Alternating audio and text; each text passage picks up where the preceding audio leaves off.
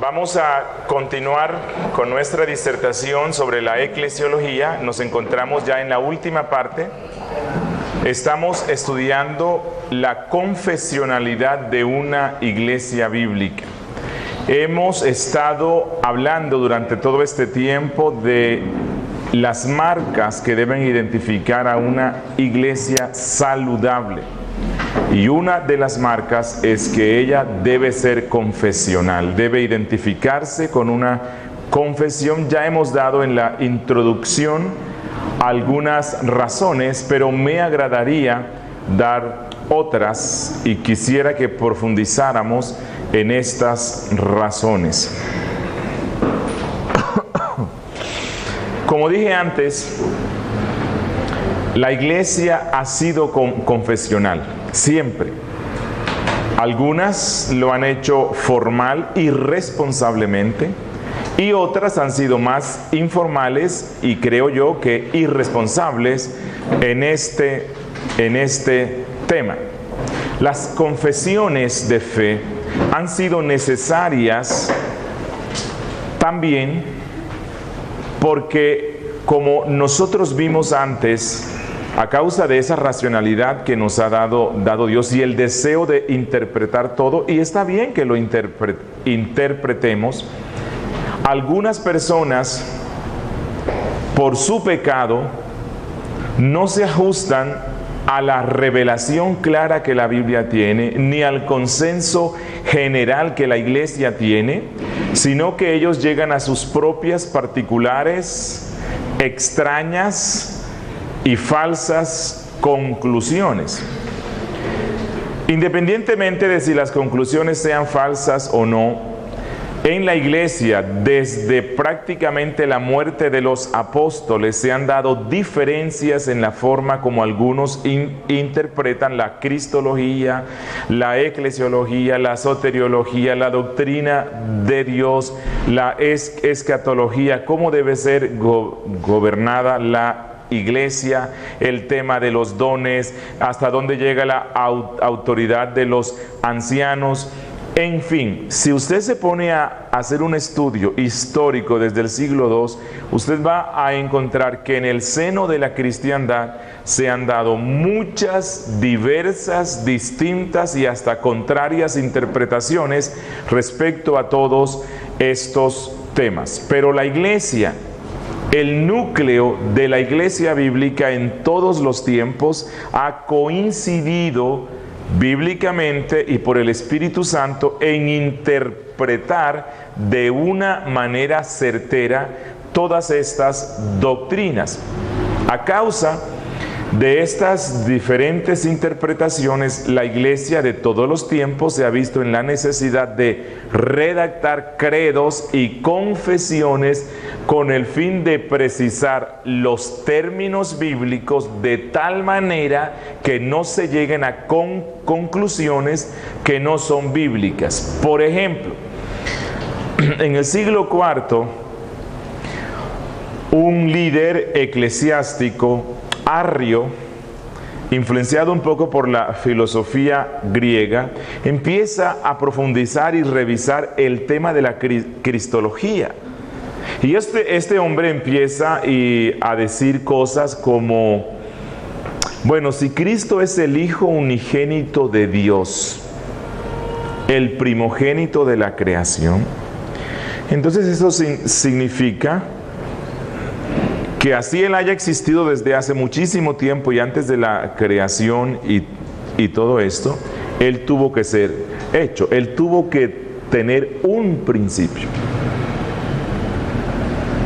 Arrio continuaba predicando, estaba de acuerdo con prácticamente el resto de la doctrina cristiana, era un líder y predicaba bien, tanto que se cree que un alto porcentaje de la cristiandad de ese tiempo se identificaba con Arrio, posiblemente más del 50%.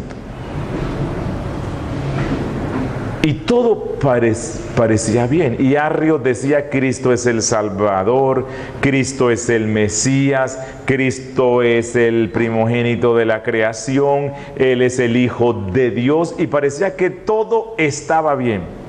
Pero él tenía un problema, y era que no podía aceptar que Cristo fuera eterno. Y al no aceptar que Cristo fuera eterno, entonces él lo rebajaba y él no lo aceptaba como Dios, y él decía, sí, un gran ser en toda la creación, Dios le ha dado todo, pero no es Dios. Ahora, si Cristo no es Dios, ¿cuál es el problema? Si Cristo no es Dios, su sacrificio en la cruz no nos sirve de nada. Si Cristo no es Dios, Él no puede salvar. Si Cristo no es Dios, con su muerte, así sea el ser humano más bueno y excelente que ha existido en esta tierra, su muerte no puede tener connotaciones eternas. Entonces, cuando la iglesia se empezó a dar cuenta de esta diferencia en la cristología, llamaron a Arrio y le decían, Arrio, ¿tú crees lo que la Biblia dice? Claro que sí, todo lo que la Biblia dice. Y no encontraron forma alguna de hacer lo que él confesara, que estaba creyendo una doctrina que era contrario a la Biblia y contrario a lo que la iglesia interpreta que la Biblia dice. Y lo convocaron a muchas reuniones y hablaban, y él todo decía, es que todo está bien, yo creo lo que la Biblia dice sobre Cristo.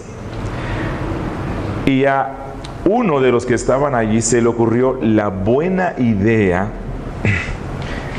redactó una confesión y le dijeron, Arrio, esto es lo que la iglesia cree de Cristo: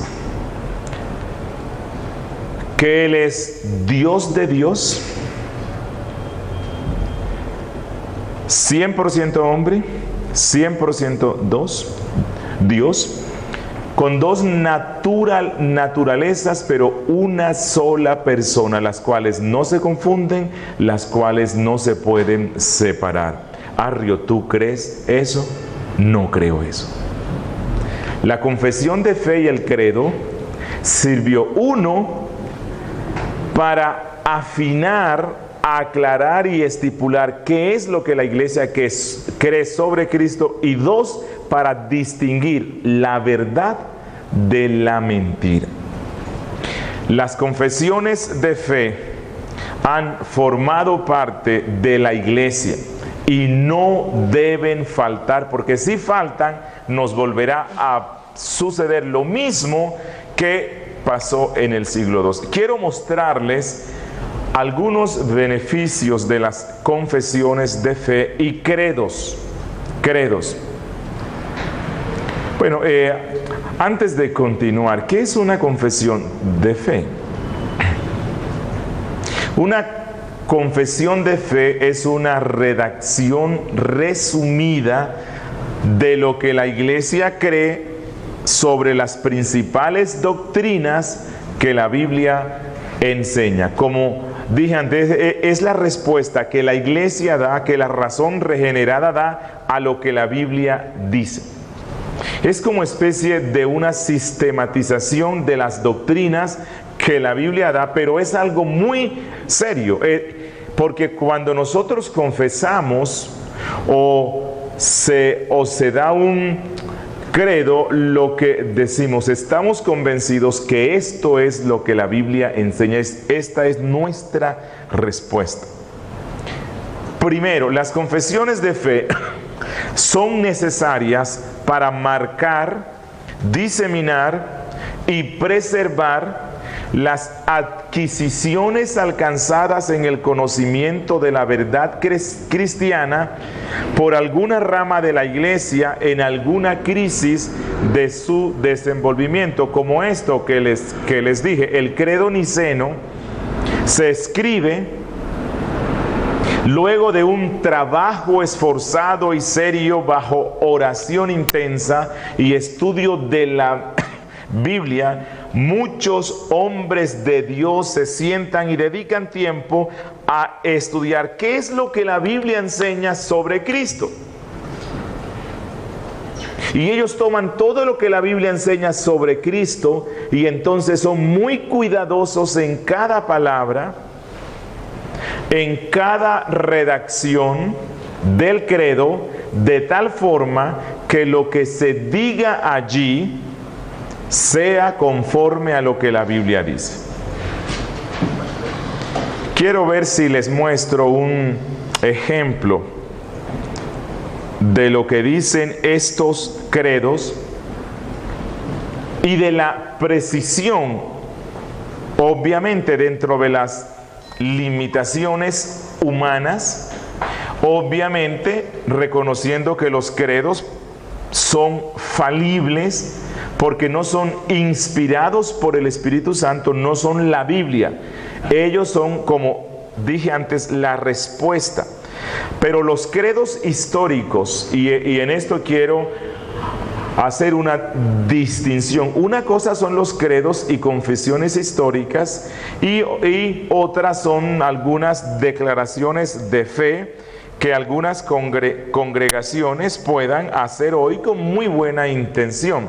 Los credos históricos y las confesiones de fe históricas que se escriben se dan en el contexto de grupos de hombres ilustrados, conocedores de la Biblia, hombres preocupados sinceramente por el buen avance del reino, hombres conocedores de la Biblia, los cuales tomaron las precauciones precisas para que todo lo que ellos redactaran en estos credos y confesiones fuera acorde con lo que la Biblia dice. Mire, y les leo unas cortas declaraciones del credo niceno, el cual fue escrito en el siglo IV. A ver, y se los leo aquí. Dice: creo en un solo Dios Padre. ¿Eso es lo que la Biblia dice? Sí. Todopoderoso, bíblico, creador del cielo y de la tierra. Eso dice la Biblia, y de todas las cosas visibles e invisibles. Y en un solo Señor Jesucristo, Hijo unigénito de Dios. Eso es lo que dice Juan. Engendrado del Padre. La Biblia dice que Él fue engendrado por el Padre antes de todos los siglos. Es decir, en la eternidad. Dios de Dios, luz de luz, verdadero Dios de Dios verdadero. Engendrado, mas no hecho. Consubstancial con el Padre, de la misma esencia, por el cual todas las cosas fueron hechas. Eso es lo que la Biblia dice. El cual por amor a nosotros y por nuestra salvación descendió del cielo. La Biblia dice eso. Y tomando nuestra carne de la Virgen María por el Espíritu Santo fue hecho hombre. Eso es lo que la Biblia dice. Y fue crucificado por nosotros bajo el poder de Poncio Pilatos, padeció y fue sepultado, y al tercer día resucitó según las Escrituras. Bíblico. Subió a los cielos y está sentado a la diestra de Dios Padre. La Biblia dice eso. Y vendrá otra vez con gloria a juzgar a los vivos y a los muertos, y su reino no tendrá fin. Eso es lo que la Biblia dice, pero hay una precisión. Los redactores de este credo y de todos los credos históricos tomaron el cuidado minucioso y el tiempo para ser fieles a lo que la Biblia dice. Los credos no son invención humana en el sentido de que es el resultado de su imaginación. Es obra humana en respuesta a lo que la Biblia claramente enseña. Dice: y vendrá otra vez con gloria a juzgar a los vivos, y creo en el Espíritu Santo, Señor y dador de vida, procedente del Padre y del Hijo, el cual con el Padre y el Hijo juntamente es adorado y glorificado, que habló por los profetas, y creo en una santa iglesia católica, y apostólica. Todo esto es bíblico. Y espero la resurrección de los muertos y la vida del siglo venidero. Son redacciones muy precisas y confiables. Los credos son los logros que en materia doctrinal la iglesia tiene. Ahora, ¿por qué logros? ¿Acaso la Biblia no está allí? ¿No nos fue dada? Sí, pero cuando tú lees la Biblia tienes que interpretarla, quieras o no, pero la puedes interpretar mal. Entonces, ¿cómo sé yo que no la estoy interpretando mal? Yo miro cuáles son los logros en interpretación doctrinal que el Espíritu Santo, que sigue trabajando en la iglesia, le ha dado a sus siervos. Y si la interpretación que yo tengo disiente de ese desarrollo y avance en la comprensión de la doctrina que Dios le está dando a su pueblo, entonces hay un problema con mi interpretación. Las confesiones de fe y los credos ayudan a dar precisión a los términos que se refieren a la interpretación de una doctrina. Las confesiones de fe y los credos le dan a las iglesias que vendrán una ayuda para que ellos no empiecen a construir su teología desde cero, sino que miren lo que el Espíritu Santo ha hecho antes. Recuerden que Cristo dijo: edificaré mi iglesia. Edificar es construir poco a poco. La iglesia tiene hoy día más de 21 pisos, 21 siglos. Y si yo voy a empezar a construir hoy, desconociendo todo lo que el Espíritu Santo ha hecho durante 21 siglos, llegaré a conclusiones raras y no me va a ir bien, y soy tonto. ¿Cómo voy a rechazar todo lo que el Espíritu Santo ha hecho en la historia de la Iglesia Santa? Las confesiones de fe también ayudan a proclamar y a defender la verdad. Sí, porque yo puedo estar con un testigo de Jehová y si soy consistente cuando digo que las confesiones no se necesitan, que yo solo tengo Biblia, si yo soy consistente, entonces si yo estoy discutiendo con un testigo, yo no le puedo dar mis razonamientos, no le puedo dar mi interpretación, porque eso es humano. Si yo soy consistente con que solo Biblia, pues yo simplemente lo que hago es que leo un versículo sin interpretación, porque la interpretación mía ya es una confesión de fe. Entonces yo le digo: Jesucristo dijo, el Padre y yo uno somos. Pero él me va a responder: sí, él dijo eso porque tenían uno en propósito, uno en esta cosa, pero no porque fueran uno en esencia. ¿Y qué haces tú? Vienes y lees otro texto. No se lo puedes explicar. Si se lo explicas, eso es tu confesión de fe. Si yo soy consistente cuando digo solo Biblia, no confesiones de fe, entonces lo único que yo debo hacer es leer un texto bíblico sin explicaciones.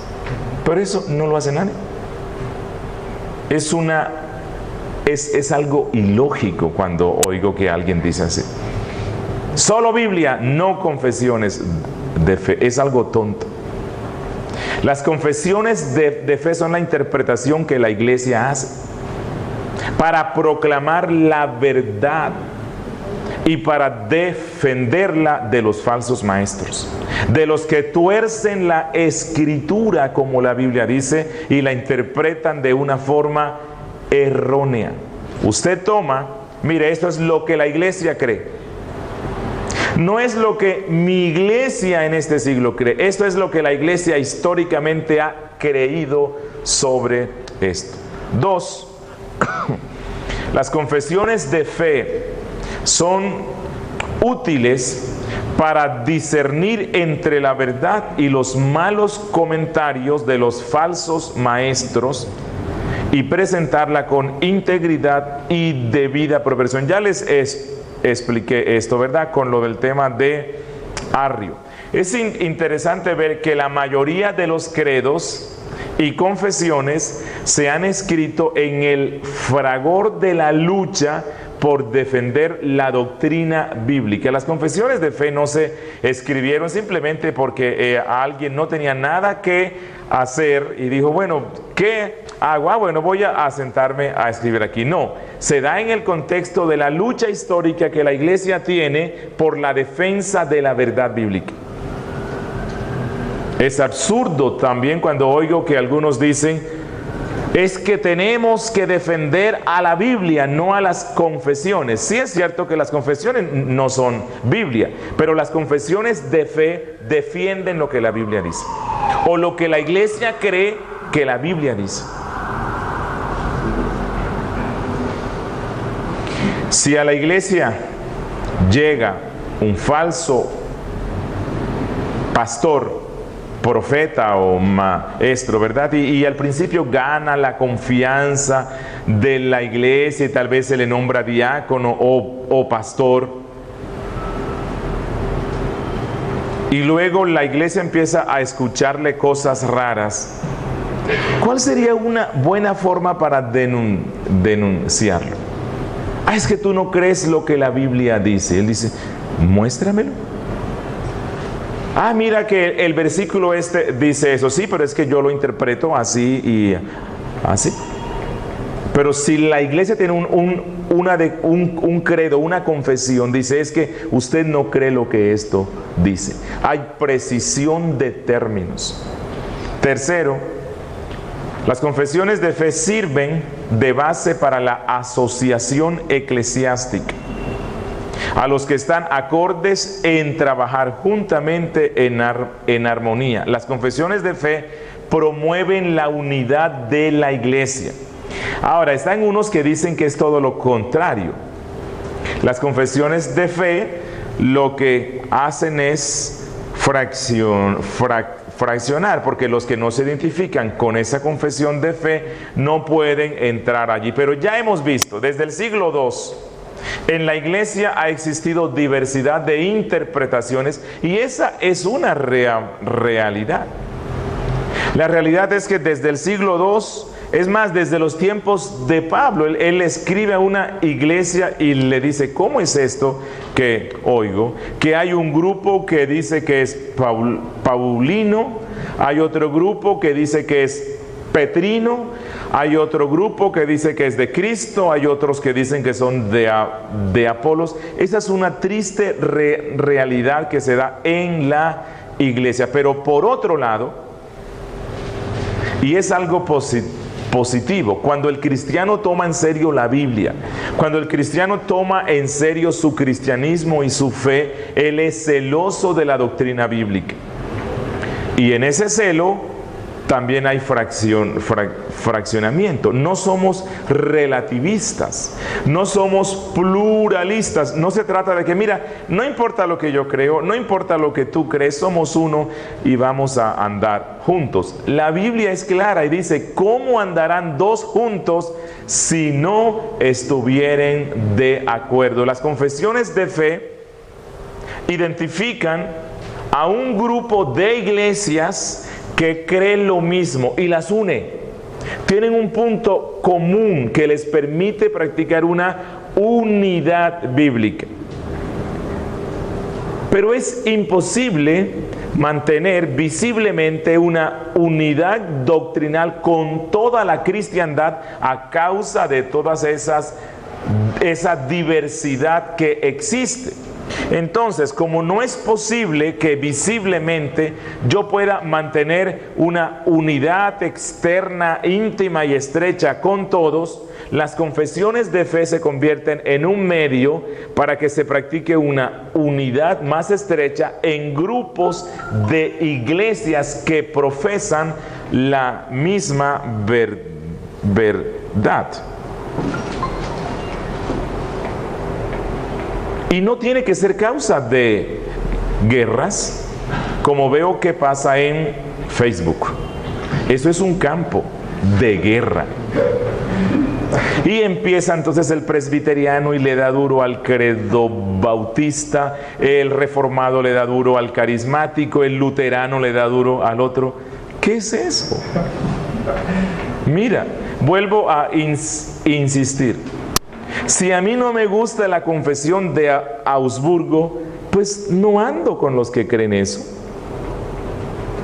Si me gusta más la de Westminster, bueno, allí tengo una base de unión con todos los presbiterianos. Pero no es que tengo que ir allá y es que hay que reevaluar la confesión de Westminster y hay que redactarla nuevamente. ¿Por qué? ¿Para qué? Si hay un grupo de iglesias que cree que esa confesión histórica es bíblica y ellos creen lo que la confesión dice. Y entonces, ¿qué es que la confesión de Londres habla de la cesación de los dones? Y es que yo quiero ser bautista reformado, pero no puedo porque ahora la confesión no me deja. Pues bueno, significa que usted no es bautista reformado como se ha concebido históricamente. ¿Para qué quieres usar ese nombre? Ese nombre no te está identificando. Invéntate otra cosa, haz otra cosa. Ahora, si voy a inventarme algo nuevo, es algo sospechoso. Si no puedo identificarme con lo que el Espíritu Santo ha hecho doctrinalmente en la historia de la iglesia, hay un problema serio. Las confesiones de fe no tienen que ser causa de guerras y conflictos. Por el contrario, unen a los que creen eso mismo y nos lleva a ser respetuosos con el resto. Pero eso cuesta. Y es difícil en estos tiempos por el pluralismo. Las confesiones de fe permiten que grupos de iglesias trabajen juntas.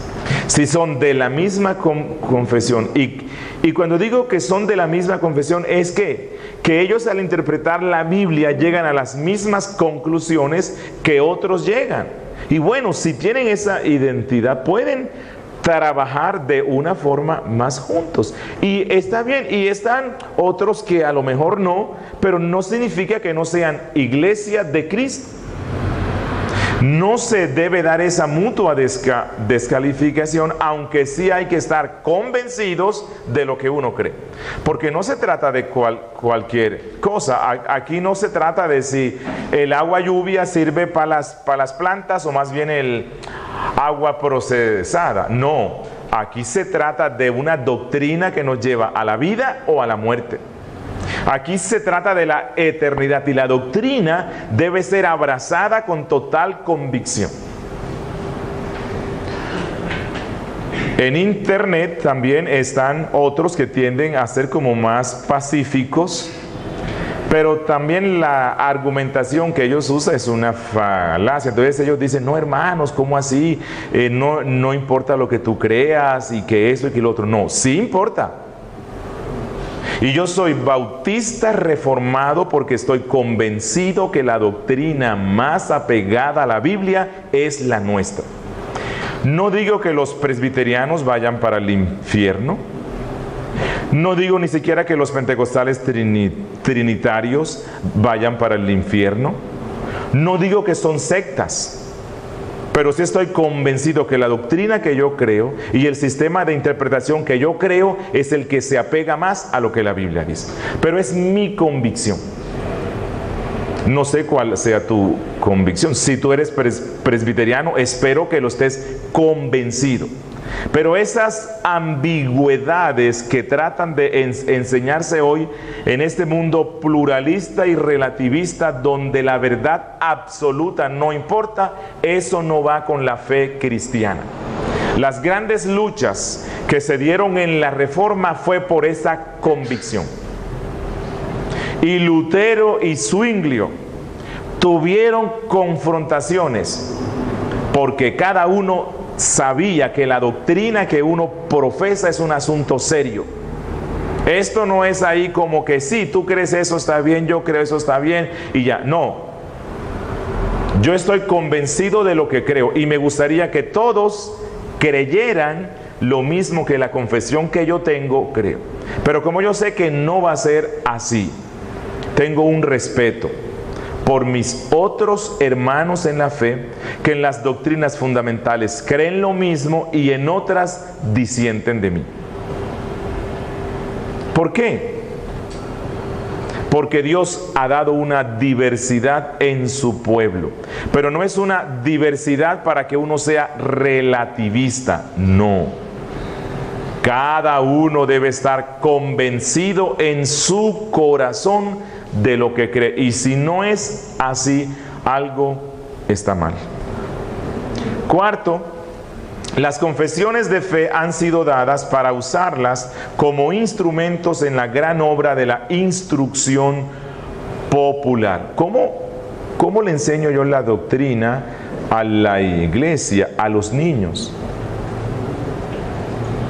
Usted me va a decir, o alguien va a decir, pues con la Biblia. Sí, claro, ella es nuestro manual. Como ya hemos dicho, ella es nuestra constitución. Ella nos da la mente de Cristo.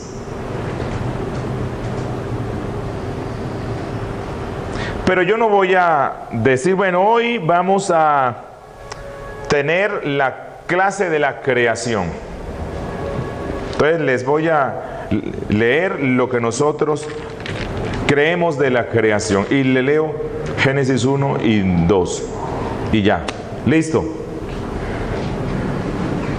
¿Por qué no? Porque Dios diseñó nuestra mente con una estructura tal que necesitamos razonar, procesar, redactar, entender, llegar a conclusiones lógicas. Yo leo Génesis 1, Génesis 2 y luego tengo que hacer un procesar. ¿Qué es lo que nos enseña eso? Y cuando yo empiezo a explicar qué es lo que nos enseña, esa es ya una confesión de fe. Bueno, allí creo que en el principio no existía nada, solo Dios, y que Él creó todo. Bueno, eso es lo que el texto dice, pero esa es la interpretación que yo hago, es la respuesta humana. Yo creo que, allí dice que Dios hizo todo con su palabra.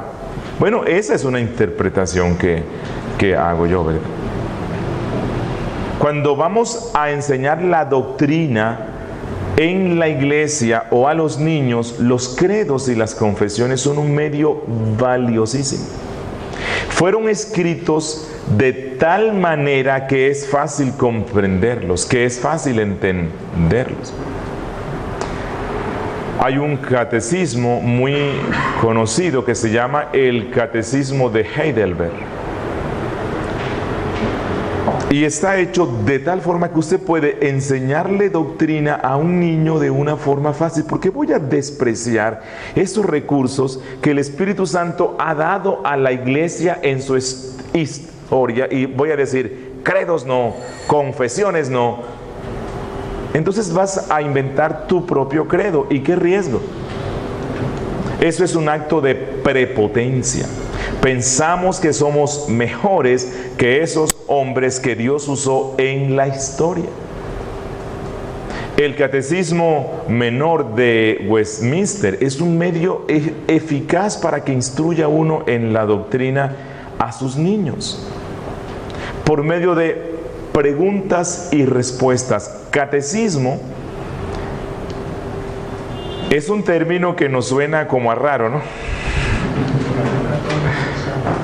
Suena a catolicismo, pero no, eso no es de catolicismo, es un método didáctico que significa enseñar por medio de preguntas y respuestas. Y en la iglesia se han escrito por hombres serios catecismos idóneos para que uno enseñe. El menor, empieza el padre a preguntarle a su niño. Pregunta 1, ¿quién te hizo? Y el niño debe responder, Dios. Y hay unos textos allí que se leen con el niño de donde se extrae eso. Pregunta 2, ¿qué otra cosa hizo Dios? Y el niño debe responder, Dios hizo todo lo que existe. Y hay unos textos bíblicos. Eso es bíblico. Tercero, ¿para qué te hizo Dios a ti y todo lo que existe? Y el niño responde, para su propia gloria. Eso es lo que la Biblia dice. Y para un niño es fácil aprender eso. Para un miembro es fácil aprender eso. Y es bíblico. No están inventándose nada extraño. ¿Que es obra humana? Sí, pero es que el Espíritu Santo utiliza hombres para que la iglesia cada día crezca más. Quinto, las confesiones de fe han sido dadas para el mantenimiento del orden en la iglesia. Y es una base para recibir nuevos miembros. Ya hemos visto. Una iglesia saludable es una iglesia donde todos se unen en un común acuerdo en torno a una misma doctrina. Todos hablan el mismo lenguaje. Y vuelvo a insistir en el texto. ¿Cómo andarán dos juntos si no estuvieren de acuerdo? La confesión de fe dice, bueno, esto es lo que la iglesia cree. Y todo aquel que se quiera hacer miembro de esta iglesia es porque se identifica con lo que ella cree.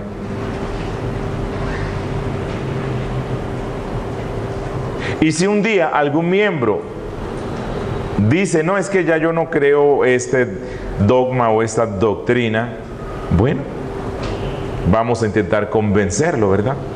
Pero si en última él dice, es que ya no creo eso, bueno, puede que haya otros que sí crean eso, puede que haya otras asambleas donde se crean eso, y creo que es donde él debe ir, y está bien. Es la convicción que él tiene, y nadie puede imponerse sobre la conciencia de otro. Cuando veo algunos escritos por Facebook de estos, bueno, no sé qué descripción dar. Están unos que dan a entender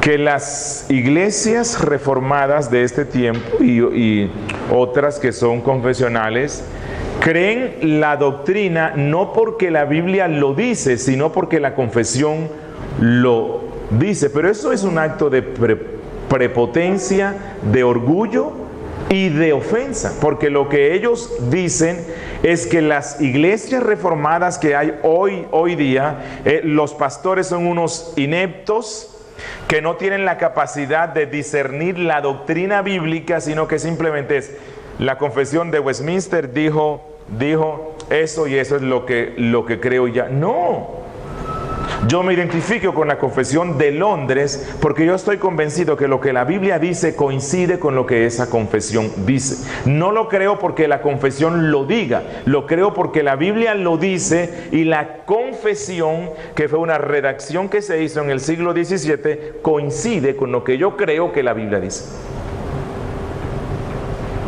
No es que la confesión se convierta en una autoridad en el sentido de que no importa si es bíblico o no, yo lo creo. No, la estoy usando porque es una redacción precisa o muy exacta, casi exacta, de lo que la Biblia dice.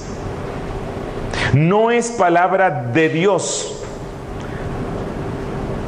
pero es un fruto de la labor del Espíritu Santo en hombres serios, honestos, sinceros, estudiosos, capacitados, piadosos, los cuales buscaron interpretar a la Biblia de la forma más correcta.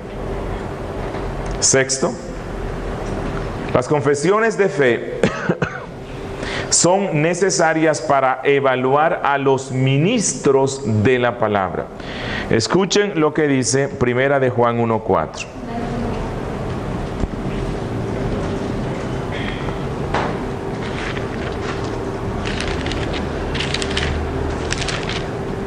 Primera de Juan 1:4 dice,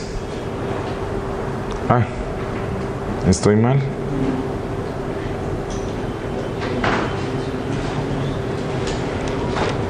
Yo no sé qué me pasó. Ah, no, aquí está. Es a lo contrario. Qué cosa, ¿no?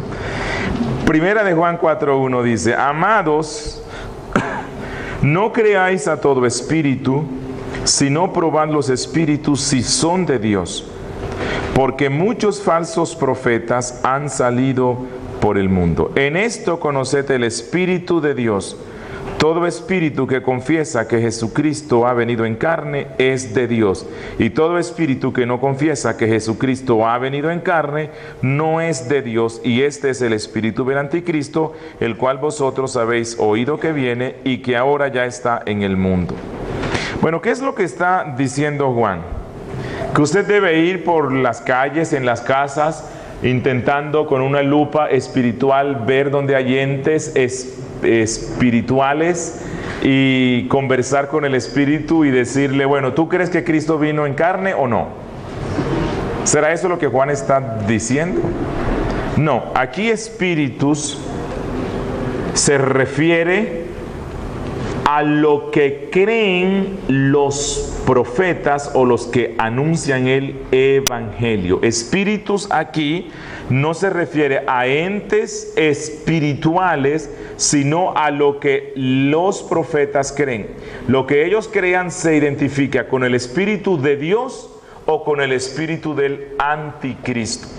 No es que vamos a conversar con los espíritus. En la Biblia hay una prohibición clara para que conversemos con los espíritus.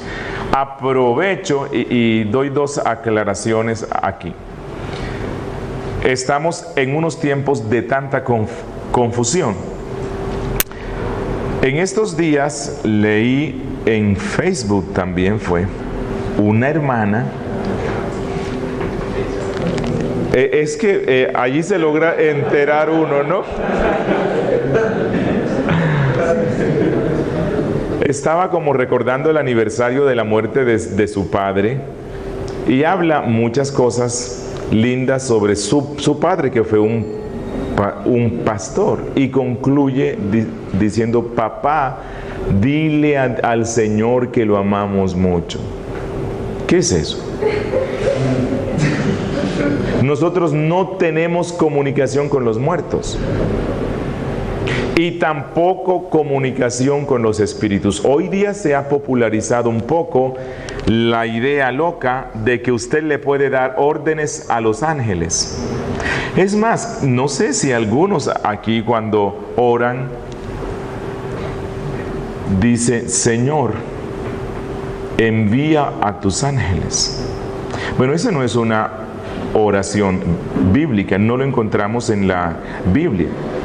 Yo no le tengo que decir a Dios qué medios usa Él para dar la respuesta que Él quiere dar. Él puede enviar ángeles, puede enviar al diablo mismo, a quien Él quiera. Él puede usar los medios que Él quiera.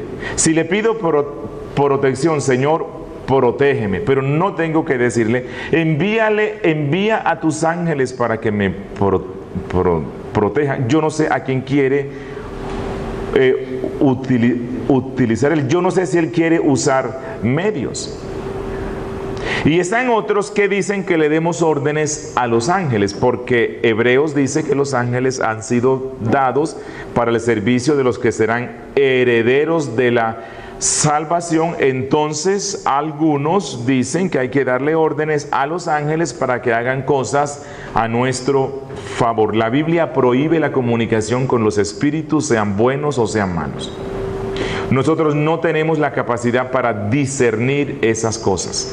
Con el único espíritu que tenemos autorización para hablar es con el Espíritu Santo, ninguno más. Entonces Juan aquí, cuando dice no creáis a todo espíritu, no es que escuchemos las voces de los espíritus, sino las voces de los profetas. Y dice: prueben a los profetas si son de Dios, prueben la doctrina si son de Dios, porque muchos falsos profetas han salido. ¿Y cómo dice Juan que se prueba si la doctrina de un hombre es correcta o no? Él dice: por lo que confiesa. Así dice él, por lo que confiesa. En este caso, la lucha que tenía Juan a finales del siglo I era por la cristología. Se estaban introduciendo maestros como dije antes, un gnosticismo incipiente, los cuales estaban enseñando doctrinas erradas sobre Cristo. Y lo que él instruye a la iglesia es: iglesia, la forma a través de la cual ustedes pueden probar si la doctrina de un hombre que van a nombrar como pastor es bíblica o no, es por lo que él confiese. Pregúntenle, léanle la confesión de fe. ¿Qué confiesas tú sobre esto? La confesión de fe es necesaria para evaluar a los ministros, si realmente ellos se identifican con la doctrina bíblica. Es más, también es un medio para descalificarlos. En la iglesia nuestra, como en otras, se tiene la costumbre de que cuando se ordena a un pastor, él debe firmar una declaración. Y dentro de las muchas cosas que se declaran allí, él dice: si en el transcurso de mi ministerio llegase a cambiar de posición respecto a algunas de las doctrinas que están contenidas en la confesión, lo haré saber a la asamblea y dejaré mi cargo a disposición de la misma. Eso es honestidad. Si ya no creo lo que la iglesia cree, yo debo decirlo, debo ser honesto. La iglesia ve y me dice: bueno, quiero que nos expliques más sobre esa doctrina, y a lo mejor todos lleguen a la misma convicción, pero si es una iglesia confesional, ellos van a buscar en la confesión y van a decir: pero eso que tú crees no es lo que nosotros hemos profesado. Lo exhortarán, lo conminarán al arrepentimiento, lo pondrán a que entre al SRL. Y si al terminar este hombre, luego de un tiempo, persiste en lo que cree, la congregación le va a decir: bueno, ya tú no puedes continuar pastoreando porque tú no crees lo que nosotros profesamos, y hay un pacto. Séptimo, las confesiones de fe son importantes para darnos un sentido de continuidad histórica. Ya expliqué algo. O sea, decir que no me importan los credos, que el credo apostólico, eso no, el credo niceno o los otros credos y las confesiones de fe, yo tengo mi propia redacción. Bueno, mira, la iglesia de Cristo se viene edificando. Tengo un pastor conocido y él se identifica como bautista reformado. Pero yo cuando hablo con él, pues siempre quedo con la duda si realmente es lo que dice ser, porque no tenemos el mismo lenguaje. Y un día fui a su congregación y vi que era distinta completamente en todo. Así que entré a su página web para ver realmente qué son, y efectivamente dicen que somos una iglesia bautista, confesional e histórica. Entonces entré en cada uno de esas descripciones. Confesional,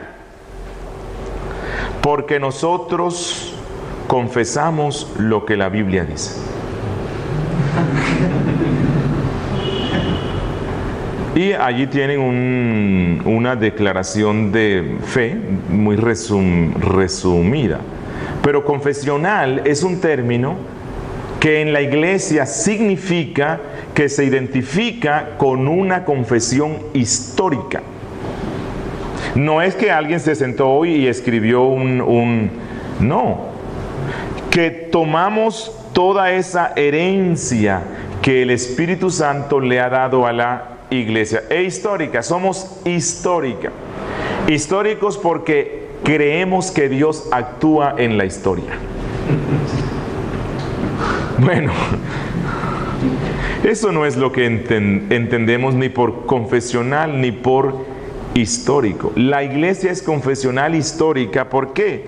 Porque ella guarda, toma, bebe, no desprecia esas grandes confesiones de fe que se han dado en la historia. Nos dan un sentido de pertenencia con lo que el Señor hace en la iglesia de Cristo, que no somos nada nuevo, que no estamos inventando nada, que estamos en armonía con los santos, que estamos practicando la comunión con los santos. Me da más confianza, da más seguridad cuando se sabe que una iglesia está identificándose con toda esa historia. Y quiero finalizar esta parte mencionándoles algunos de los credos y confesiones más importantes, y a la misma vez para mostrarles que esto de la confesionalidad es algo que ha marcado a la iglesia en toda su historia. Y los cristianos que hoy día luchan en contra de la confesionalidad o las confesiones están en contra de lo que ha sido el espíritu de la iglesia de Cristo durante más de 20 siglos. En la historia de la iglesia encontramos muchos credos, como el credo de los apóstoles, siglo IV, aunque se empezó a confeccionar desde mucho antes, posiblemente desde el siglo II. Está el credo niceno, ya lo hemos mencionado, que se dio en el siglo IV. El credo atanasiano, un credo muy importante en la definición de la cristología, así como el credo de Calcedonia. Todos estos credos se dieron en los primeros siglos.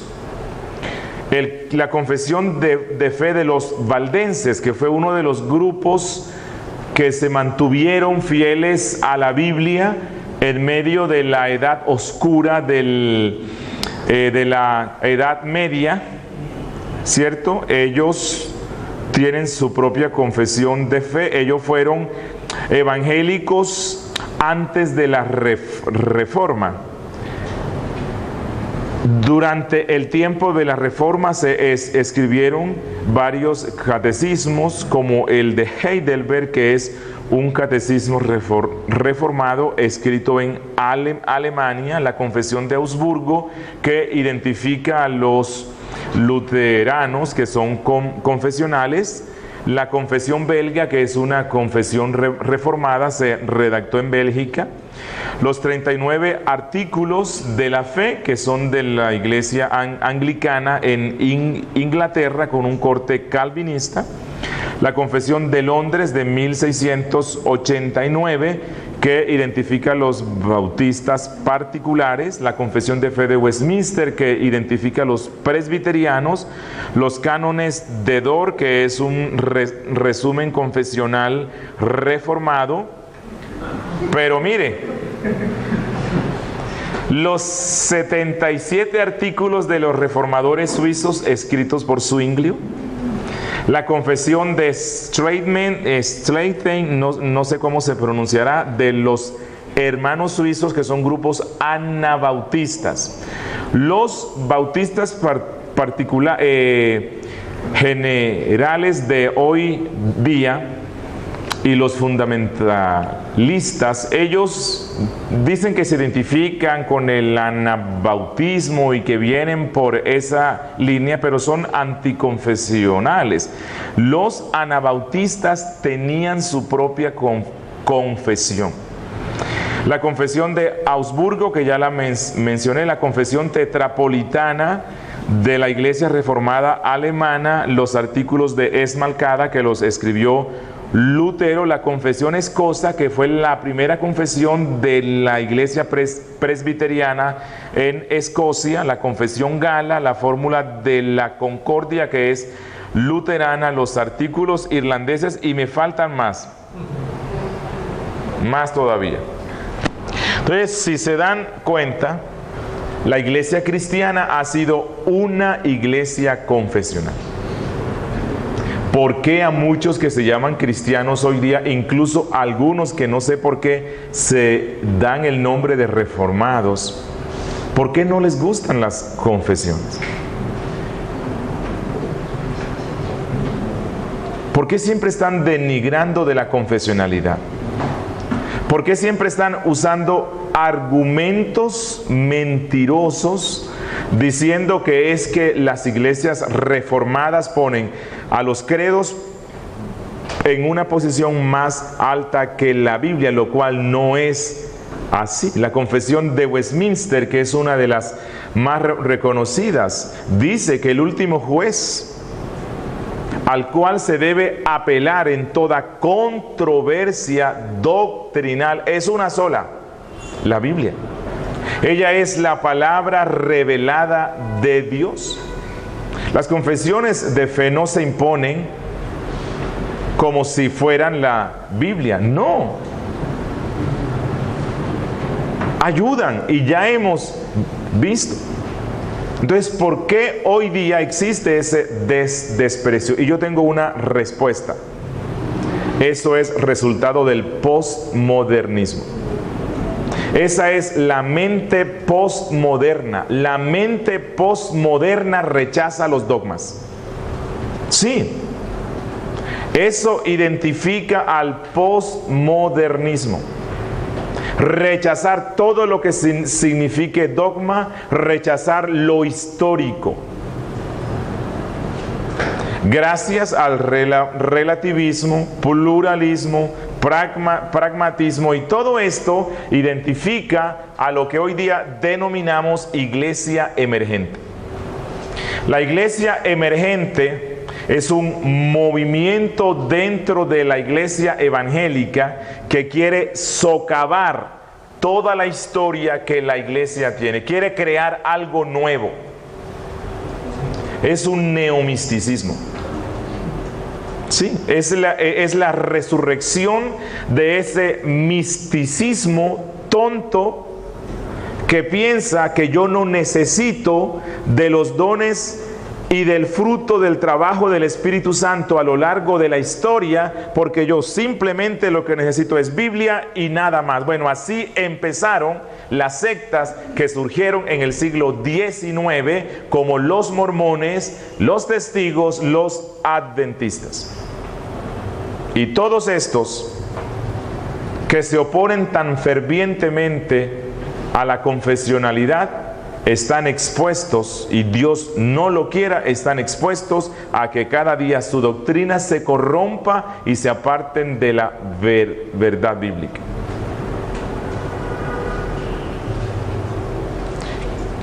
Deseo darles unas recomendaciones. Sé que vuelvo a insistir en Facebook. Sí. Me sorprende ver que hay hermanos que, no conociendo el trasfondo de todo este espíritu anticonfesional y antihistórico que se está dando hoy y que algunos están promoviendo por Facebook, los cuales en algún tiempo se identificaron como reformados, le están dando clic, me gusta, simplemente porque hay unas frases que parecieran bien. Pero recuerden la frase que les leí, y vuelvo y se las leo. Para arribar a la verdad debemos deshacernos de los prejuicios religiosos. Debemos dejar que sea Dios quien hable. Nuestra apelación es a la Biblia para obtener la verdad. Firma, testigo de Jehová. Yo sé que si yo pongo eso en el Facebook, muchos le van a dar clic, me gusta, y muchos van a compartir. Pero fue algo escrito por un hereje. Y eso mismo pasa. Veo que escriben unas frases como que y dicen debemos abandonar esa vana confianza en el producto humano y hay que regresar a la Biblia y solo Biblia, amén. Y todo el mundo le da clic, pero el trasfondo que hay detrás de eso no es más que la iglesia emergente, que es una distorsión del evangelio.